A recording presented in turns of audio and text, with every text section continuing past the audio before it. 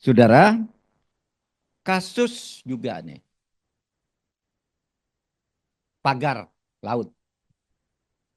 Pagar laut itu dari sudut apapun tuh, ya indikasi korupsinya kuat. Karena tidak mungkin ada sebuah sertifikat, ratusan sertifikat itu dikeluarkan tanpa ada pejabat yang meneliti. Nah kalau sudah meneliti kok sampai ratusan keluar itu pasti kolusi. Pasti kolusi. Kalau satu gitu ya itu keliru. Tapi ini ratusan dan yang dijadikan tersangka hanya seorang lurah dari 16 kelurahan. Nggak masuk akal. Masa seorang lurah bisa ngatur 16 kelurahan lainnya? Nah, nah sekarang ini perkembangannya apa? Perkembangannya kasus pagar laut itu. Polisi menyatakan tuh bukan korupsi.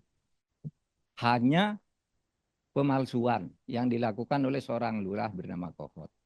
Jaksa Agung mengatakan kejaksaan, oh enggak itu korupsi, dikembalikan kasus ini. Kembali itu korupsi gitu. Nah sehingga sekarang ini kasus yang besar sekali. Ini sekarang ini tidak jelas nasibnya. Polisi sesudah dikembalikan bilang lagi, sesudah kami teliti sesuai dengan permintaan Kejaksaan Agung, tetap tidak ditemukan unsur korupsinya. Dikembalikan lagi ke Kejaksaan Agung bahwa itu tetap bukan kasus korupsi.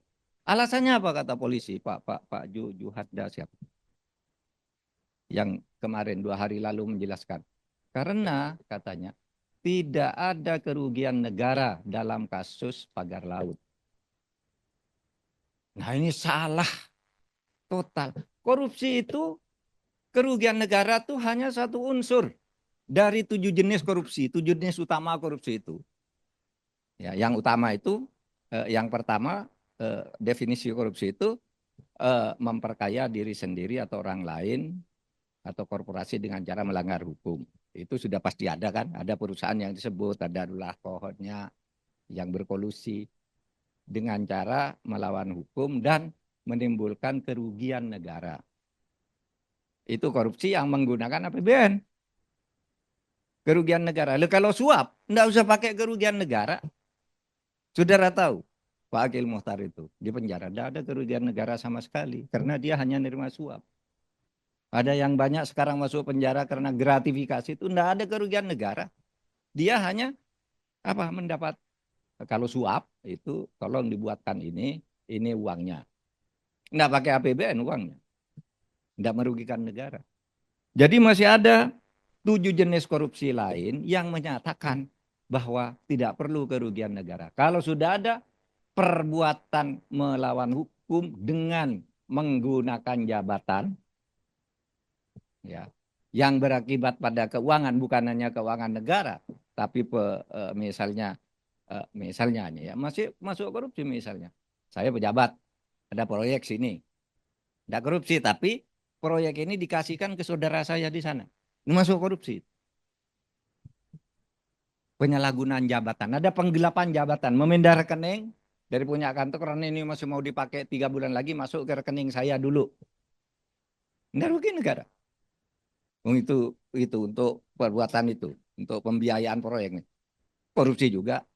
Nah, oleh sebab itu, menurut saya, karena ini masalah pagar laut ini menjadi ujian bagi masa depan hukum kita, maka saya ingin mengatakan ini supaya segera.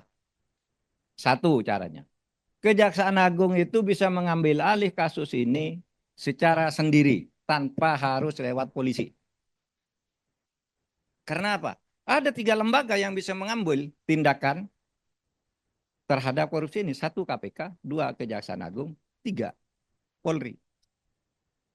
Bisa Jaksa Agung ngambil. Kami berpendapat nih korupsi sudah kami ambil alih.